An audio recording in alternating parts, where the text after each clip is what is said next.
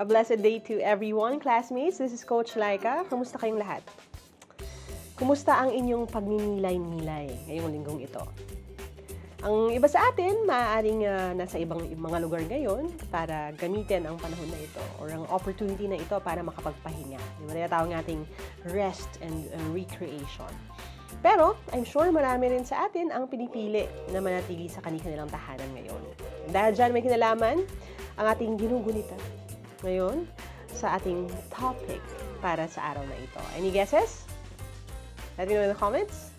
Ayan, ang topic natin ngayon ay Holy Week. Kaya maghanda na ang lahat. Pause muna tayo saglit at samahan ninyo muna ako sa isang masayang araw ng kaalaman dito lang sa Knowledge on the Go. Ready na ba kayo?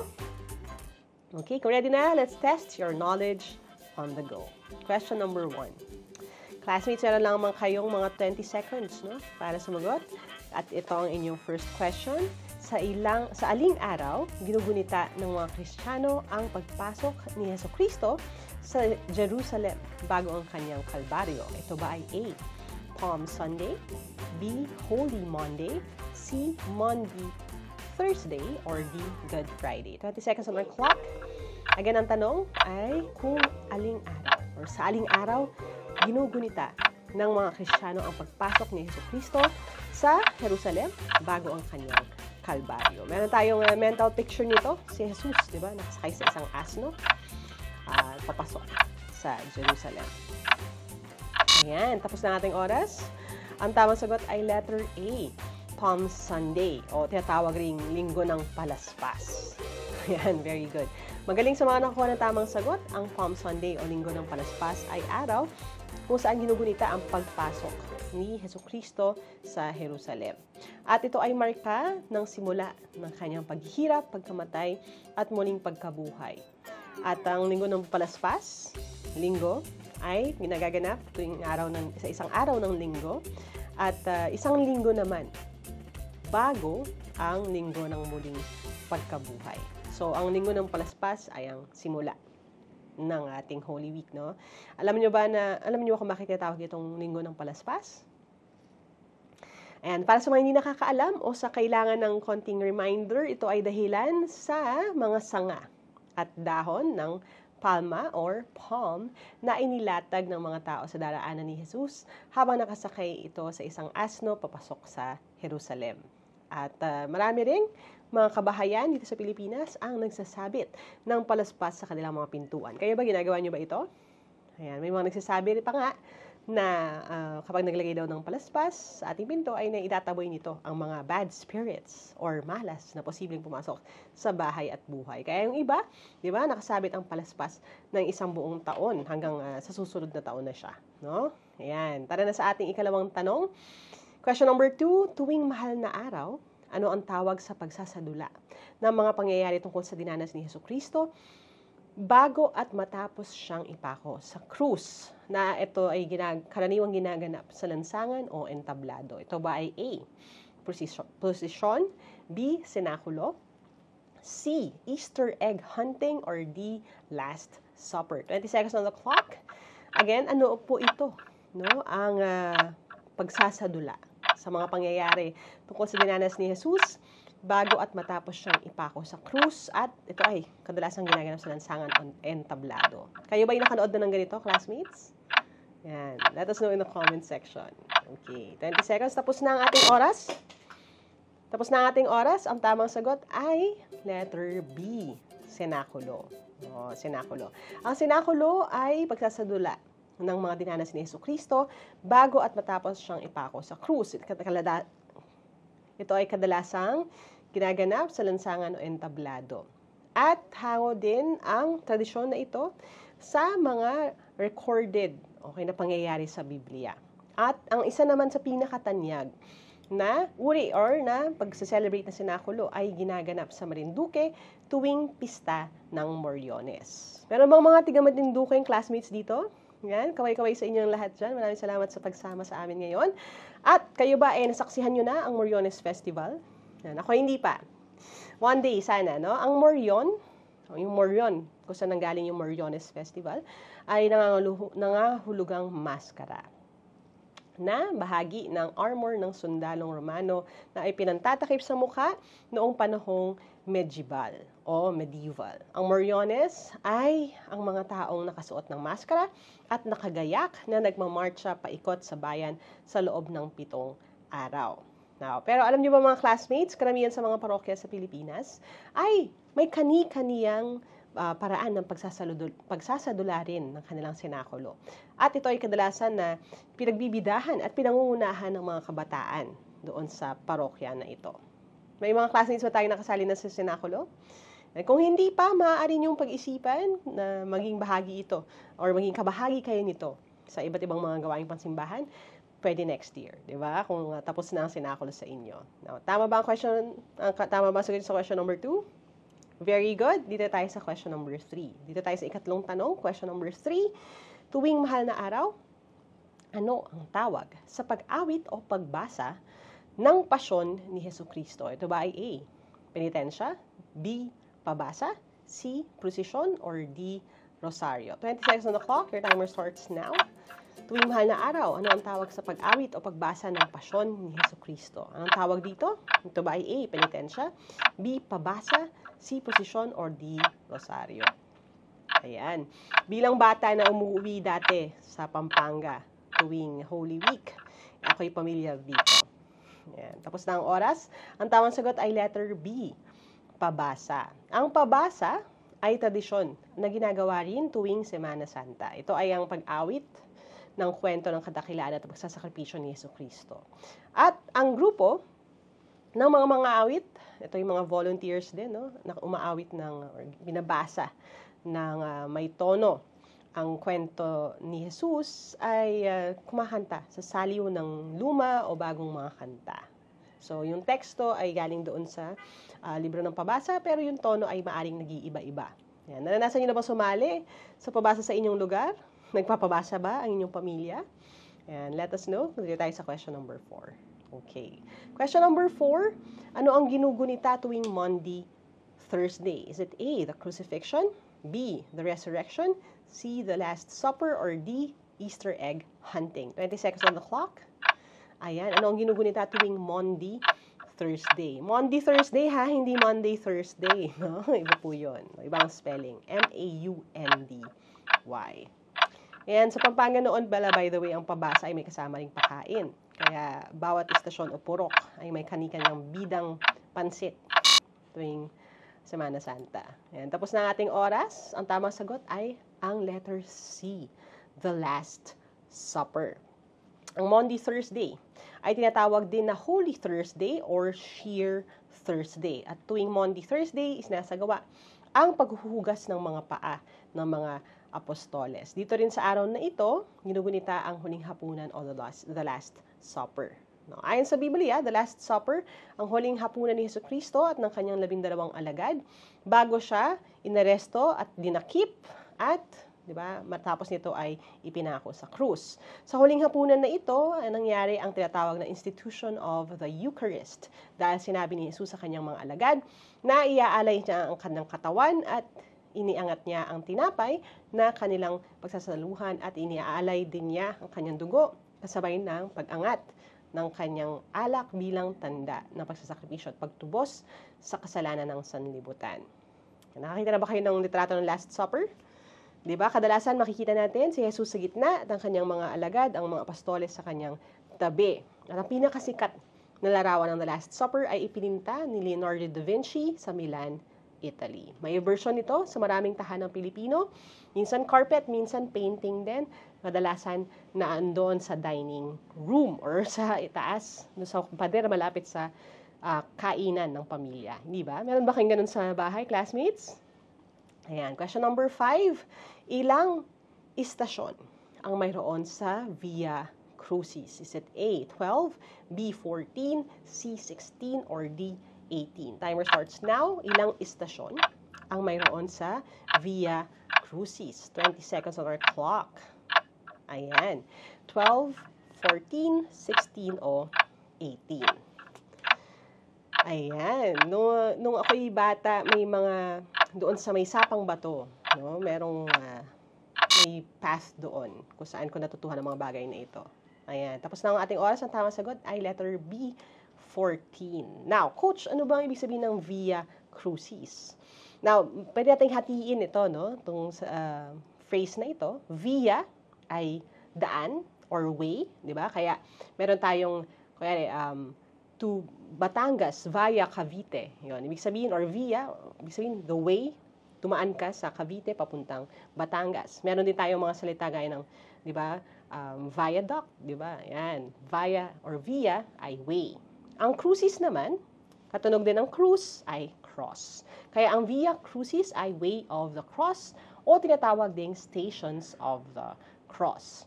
Now, kung mapapansin ninyo sa mga simbahan, ay may mga larawan ng Via Crucis at ito ay binubuo ng 14 na istasyon. Narito ang 14 na istasyon ng cruise o Via Crucis. Ayan. Pwede ninyong tingnan ang listahan na yan. Ito ay mga iba't ibang mga events leading up to doon sa pagkakapako ni Jesus at sa kanyang pagkalibing. Okay? Now, maaari din kayo mag-observe sa inyong mga simbahan, hanapin ang mga larawan ng Via Crucis. May ilan din na deboto na pumupunta pa sa iba't ibang lugar para gawin ito or para bisitahin ang Stations of the Cross. Now, diretso na tayo sa question number 6. Question number 6, sinong apostol ang 3 beses na tumangging kilala niya si Jesus? Ito ba ay A, si Judas Iscariote, B, si Tomas, C, si Simon Pedro, o D, si Juan? 20 seconds on our clock. Sino ang apostol? Sikat sa pagiging mainitin ng ulo na itinangging kilala niya si Jesus. Ito ba ay si A, Judas Iscariote, B, Tomas, C, Simon Pedro, o D, Juan?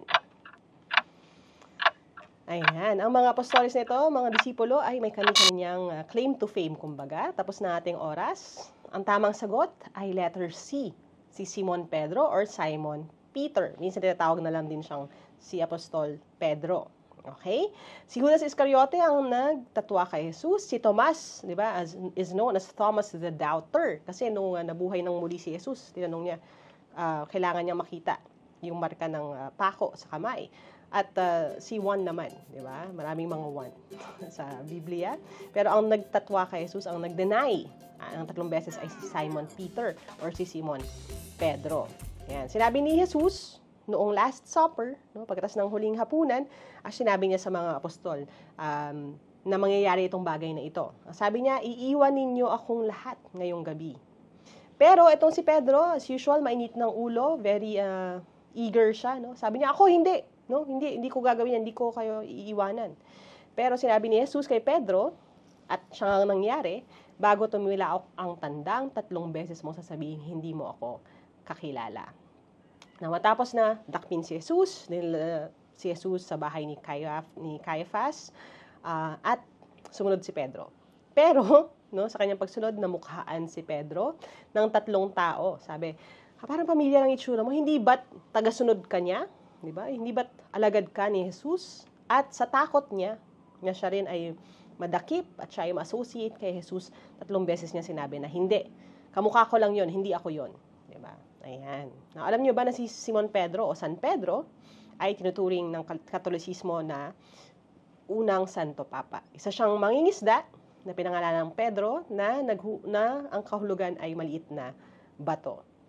Kay San Pedro, ipinagkatiwala ng Panginoon ang kanyang mga kawan at ipinagkatiwala rin ang kanyang susi ng langit. Ayan. Si Pedro, maliit na bato, naging pundasyon ng kanyang simbahan. Okay? Now, question number 7 tayo. Sinong bilanggo ang pinalaya kapalit ni Jesus? Ito ba ay A, si Dimas, B, Hestas, C, Barabas, or D, si Caiaphas? Or Caiaphas naman in English. No? 20 seconds on our clock. Your timer starts now. Ang hinahanap natin ay kung sino ang bilanggo na pinalaya kapalit ni Jesus. Ayan. Sa isang very dramatic, no, and sad na event, sino ang pinili ng mga Hudyo na palayain kapalit ni Jesus? Tapos ng ating oras, ang tamang sagot ay letter C, si Barabas. Barabas ang pangalan ng lalaking pinalaya sa halip na si Jesus noong panahon ng paghuhukom. Now, alam niyo ba na Tanyag si Barrabas sa pagiging isang manghihimagsik, mamamatay tao, at isang tulisan. Pinalaya siya ni Poncio Pilato at kasabay nito ay paghugas ng kamay ni Pilato bilang simbolismo na wala siyang responsibilidad sa pagpataw ng kamatayan, no, kay Jesus at pagpapapako nito sa krus dahil ang desisyon di umano ay nanggaling sa mismong mga Hudyo. Kung familiar kayo sa salitang hugas kamay or paghugas ng kamay, kapag may nagawang kasalanan, doon nanggaling, kumbaga, itong phrase or idiom na ito. Kaya pag naghugas ka kasi ng kamay, ibig sabihin, wala akong kasalanan dyan. Diba? Naghuhugas kamay siya. Huwag niyo akong sisihin, wala akong bahagi dyan. Diba? Kumbaga, kunyari, may nawawala, sino ang nakabasag ng florera ni nanay? Sabihin mo, naghugas ako ng kamay dyan, wala akong alam, wala ako dyan. Hindi ako yon. Diba? Nililigtas mo ang sarili mo, hindi ka involved sa pangyayari na yon. Okay? Malinis ang iyong kamay. Kumbaga. Now, sino mga nakukuha ng tamang sagot? Very good. Diretso na tayo sa ating ikawalong tanong. Ano ang pangalan ng lugar kung saan ipinako si Jesus sa krus? Ito ba ay A, Bethlehem, B, Golgotha, C, halamanan ng Gethsemane? Alin dito ang lugar kung saan pinako si Jesus? 20 seconds on our clock. Tumatakbo na inyong oras. Ito ba ay A, Bethlehem, B, Golgotha, o C, ang halamanan ng Gethsemane? Tunog pamilyar man ang mga ito ay dahil may mga napakahalagang bahagi ng buhay ni Jesus na nangyari sa mga lugar na ito. Pero, ang tamang sagot, tapos na ang inyong oras, kung saan siya ay pinako ay ang B, Golgotha. Okay, classmates? So, kayo malilito sa iba't ibang mga lugar na ito narinig natin sa Biblia, ha? Ang Bethlehem ay tanyag dahil doon ipinanganak si Jesus, di ba? Jesus was born in Bethlehem. Ang halamanan naman ng Gethsemane, or the Garden of Gethsemane, ay kung saan nanalangin si Jesus, di ba? Yung sa sobra ng pananalangin niya ay hindi lamang luha, kundi pati dugo ay dumanak dahil sa kanyang kalungkutan ng gabi na yon, ay doon siya nanalangin bago siya hulihin ng mga sundalo. Ang Golgotha naman, o Kalbaryo, ay ang bundok o puok kung saan ipinako sa krus si Jesus. At ito ay matatagpuan sa Jerusalem. Now, ang Golgotha, hindi lang si Jesus ang pinapako rito. Ito ay kung saan din pinapatawan ng parusang kamatayan ang maraming mga kriminal ng panahon na yon. Now, alam nyo ba na ang salitang Golgotha ay mulha sa wikang Arameo na may ibig sabihin na bungo, nakatumbas ng salitang Calvarium sa wikang Latin. Ang sabi nila, maliban sa doon nga namamatay ang marami, bagay yung pangalan na Golgotha, bungo, may hugis din ang burol na ito, ang bundok na ito na parang bungo. Okay? Kaya Golgotha. Doon tayo sa question number 9, tama o mali? Sabihin niyo na kung tama o mali ang statement na ito. Ang fasting ay ang hindi pagkain ng meat at abstinence naman ang pagbabawas ng pagkain sa loob ng isang araw. 20 seconds on our clock. Your timer starts now. Tama o mali? Ang fasting ay ang hindi pagkain ng meat at ang abstinence naman ay ang pagbabawas ng pagkain sa loob ng isang araw. Isipin maigi mga classmates. Ano ba ibig sabihin ng mga salitang ito? At lalo sa konteksto ng Holy Week. Ayan, tapos na ating oras. Ang tamang sagot ay mali. Yes, anong mali dito, Coach? Well, classmates, baliktad kasi. Ang fasting ay ang tawag sa pagbabawas ng dami ng kain sa isang araw. Ang fasting hindi lamang yung tinatawag natin absolute fasting, ibig sabihin hindi talaga kakain ng kahit ano. Pwede siyang fasting as in isang meal. So kunyari, meron kang agahan, tanghalian at hapunan, hindi ka muna kakain ng agahan. Okay, hindi ka muna kakain ng tanghalian o hapunan, isang meal lang, no? Ang abstinence, root word abstain, okay? O paglayo, pag-iwas. Yan. Ang abstinence naman ay ang pagtatalaga ng hindi pagkain o pag-iwas sa makamundong gawain. Kasama na rito ang pag-iwas sa pagkain ng animal meat. Okay? So may ilan tayong mga kababayan, 'di ba, na sa tuwing undas ay sila ay nag-abstain. Sila ay umiiwas sa pagkain ng meat. So marami ang kumakain ng seafood, gulay, pero hindi meat. At nagsisimula ang fasting at abstinence ang panata na ito kapag Ash Wednesday dahil ito ang palatandaan na simula na. Ganap na ang simula ng Kwaresma o ang 40 araw na paghahanda sa Pasko ng muling pagkabuhay? Napunta na tayo sa ating huling katanungan. Question number 10. Ano ang tawag sa ginagawang aktibidad tuwing Easter Sunday kung saan may hinahanap na bagay ang mga tao at ang mga may makikita ay makakatanggap ng papremyo? Ito ba ay A, salubong, B, pabasa, C, Easter egg hunt, or D, visita iglesia? 20 seconds on our clock. Isiping maigi. Again, ito ay ginagawang aktibidad tuwing Easter Sunday kung saan may hinahanap na bagay ang mga tao. Ano kaya ito? Ayan. Now, ang lahat ng ito, again, bahagi ng paggunita. Pero ang tamang sagot sa ating oras ay ang letter C, Easter egg hunt. Tuwing Easter Sunday ay ginagawa ang Easter egg hunting na inaabangan ng mga bata. At sa Easter Sunday rin ay nangaganap ang pag-aalay ng rabbit o koneho dahil sumisimbolo ang rabbit at Easter egg sa new birth, new life, or fertility. Ito ay paniniwalaang nagsimula, itong tradisyon na ito, nagsimula sa Germany. Okay? Now, alam nyo ba na bukod sa Easter egg hunt, may isang tradisyon na inaabangan, lalo na dito sa Pilipinas. Ito ay ang salubong. Ang salubong ay ang pagtatanghal o ritual tuwing bukang liwayway ng linggo ng pagkabuhay. Kumbaga sinasalubong ang muling pagkabuhay ni Kristo. At nagtatampok ito ng pagtatagpo ng imahe ni Kristo at ng Birheng Maria. Nagsisimula ito sa dalawang magkahiwalay na posisyon ng mga imahen. At sa susunod, yung imahe ni Kristo ay sinusundan ng kalalakihan. Ang imahe naman ng Birhen ay sinusundan ng kababaihan. At nagtatagpo ang dalawang prosesyon at ang dalawang karosa sa patio o harap ng simbahan. Ang imahe ng Birhen ay karaniwang nakalagay sa ilalim ng isang arko at may talukbong na itim na belo dahil siya ay naghihinagpis sa pagkamatay ng kanyang anak. Now, sa ritual ng salubong, ang itim na belo na ito ay inaalis bilang simbolo ng muling kagalakan ni Maria sa pagkabuhay muli ng kanyang anak. So, iba't iba ang mga nasaksihan ko na salubong. Yung iba may tali. Yung iba nililipad pa ng mga trained na ibon itong belo ni Maria.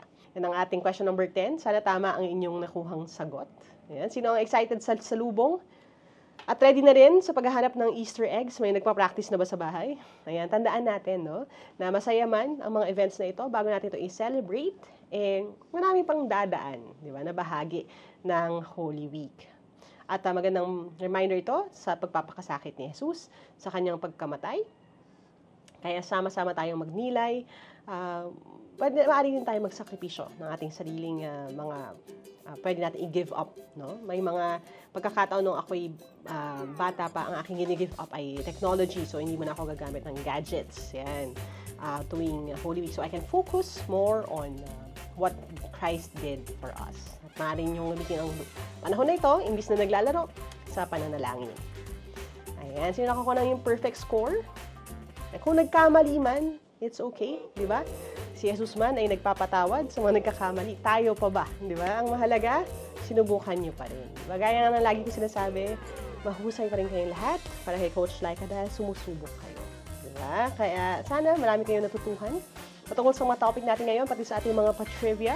Kung may mga suggested topics kayo na gusto nyo pag-usapan natin sa susunod, i-comment nyo lamang dito o i-message nyo kami sa Knowledge Channel Facebook account. Kami natutuwa sa inyong mga suggestion at ipipila natin ang mga yan. Huwag din kalimutang i-share ang video na ito para mas marami pang mag-enjoy, matuto, at sa episode na ito ay mapaalalahanan sa kahalagahan ng Holy Week. This is Coach Laika.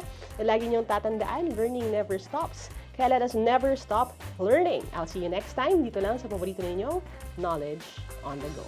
Bye!